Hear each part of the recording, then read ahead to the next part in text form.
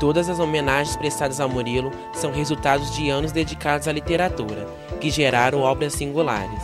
Murilo Mendes foi um poeta que leu em bibliotecas muito importantes, como aqui em Juiz de Fora, na biblioteca do Belmiro Braga.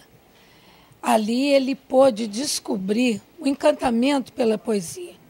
Obviamente que o Murilo Mendes ele tem uma marca muito grande, o fato do seu olhar atento, que é uma das suas marcas, é o olhar da sua marca estética, o olho sempre armado, pronto a ver, rever. Ele teve sempre uma influência muito grande dos pintores, dos artistas universais, como também filosofia, como religião. Ele tem uma produção que são os seus textos, seus poemas de invenção do finito, e que ele reescreve com palavras o que o pintor fez com o pincel. Ele também tem uma grande preocupação com uma visão da essência, tentando vencer tempo, tentando vencer o espaço, o que há de mais intrínseco. Ele tem um poema chamado Eclésia, em que ele fala que a igreja toda em curvas avança para ele, convidando para a sua ceia. E essa forma é uma forma diferente, secularizada, uma forma mundana até de ver a fé, de ver a religião. Olhar e está sempre presente no seu texto, repetidas vezes. Tanto que ele faz, no livro A Idade do Serrote, ele termina dizendo ver, rever, ver, rever. O prazer de ver sempre me deu alegria de viver, sempre me conduziu. E qual era o estilo que o Murilo escrevia? O Murilo Mendes, como ele nasce em 1901, e ele começa a escrever texto em 25, estava em pleno vapor modernismo. Então você tem poemas que têm essa marca clara do modernismo, que ele avança tão grandemente que quando ele chega no seu último livro de poemas, que é o Convergência, ele já o faz ligando, ele cria os seus murilogramas e seus grafitos. E ele é tão arrojado na sua forma estética de escrever que ele inventa palavras, que essa é a intenção dessa criação arrojada, da irreverência.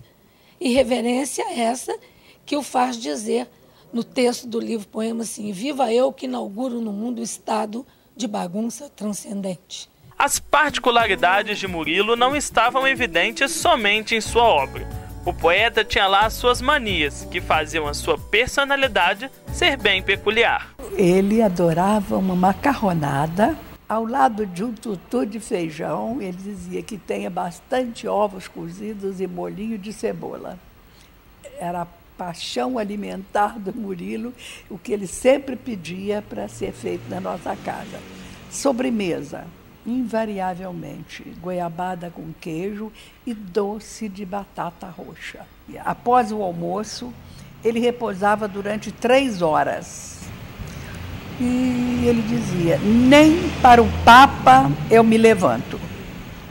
E uma das vezes que ele se hospedou na nossa casa, eu recebi um telefonema e o nosso amigo, Dr. Arthur Arcuri, que era muito amigo dele, dizendo que o bispo, na época, acho que era Dom Maria Moraes Penido, e o professor Henrique Argrives queriam visitá-lo.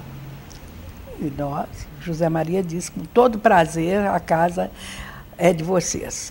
E por volta de 2h30 eles chegaram. Nós recebemos, conversamos muito, deu 3 horas, o Murilo não descia. O José Maria subiu, foi ao quarto dele e disse: Murilo, a sua visita chegou. Ele disse, olhou para o relógio e disse: ainda não deu meu tempo de repouso. Quando der, eu descerei. Às 3h30 ele entrou na sala, muito gentilmente, cumprimentou a todos e não se desculpou, porque ele disse: não tem que desculpar por uma coisa que é meu hábito e todos os amigos já sabem. Era muito excêntrico, mas ele era entendido, sempre por nós, compreendido. E tem episódios que são sempre falados deles, sobre o fato dele ver o Mozart mal tocado no Teatro Municipal, ele abre o guarda-chuva em protesto para falar sobre isso. Ou quando perguntaram por que ele não, de forma alguma, chegava no banco para trabalhar e não cumprimentava as pessoas. Então, no outro dia, ele chegou, fez um aceno bastante formal, tirando o chapéu para a Caixa Forte, cumprimentou a Caixa Forte e foi trabalhar. Então, são coisas dessa espécie que se diz. E ainda tem um caso que, na verdade, é um registro em forma de telegrama, que ele mandou um telegrama para Hitler repudiando, rejeitando a invasão na cidade de Mostar. Murilo Mendes deixou um legado não só na cultura de Juiz de Fora, mas também em todo o Brasil. É um poeta internacionalmente importante, de ser conhecido como grandes autores da literatura brasileira, né, e mundial, mas ao mesmo tempo é um autor que não deixou de falar das raízes dele aqui em Juiz de Fora. Muito culto, muito irônico e muito educado. Então, com isso, ele construiu, da riqueza da sua amizade, uma riqueza de acervo cultural que hoje é pública e hoje pertence ao povo brasileiro. Exemplo de tenacidade, demonstrar que ele realmente nasceu para ser poeta. Embora não muito compreendido e entendido, mas ele é um grande poeta. Eu acho que é um orgulho do Brasil ter tido um Murilo Mendes. A palavra que define Murilo Mendes é uma só mesmo. Ele próprio se autodefiniu, poeta, que é o que consta no seu túmulo, lá em Lisboa, no Cemitério dos Prazeres, onde ele se encontra enterrado. Porque essa palavra teria que dizer um verbo e teria que dizer um advérbio de modo. Sou irrevogavelmente poeta. Ele diz que o mais importante não é escrever a poesia.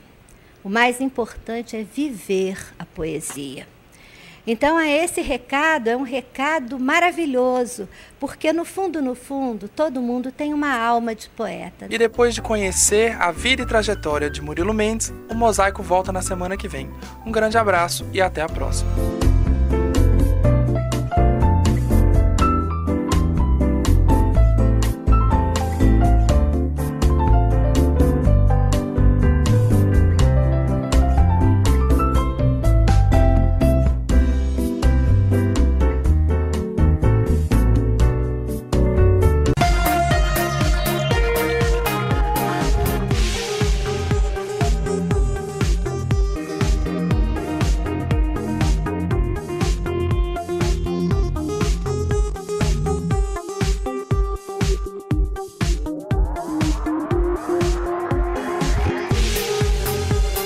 Empório Bahama Centro, a mais avançada tecnologia em supermercado em Minas Gerais.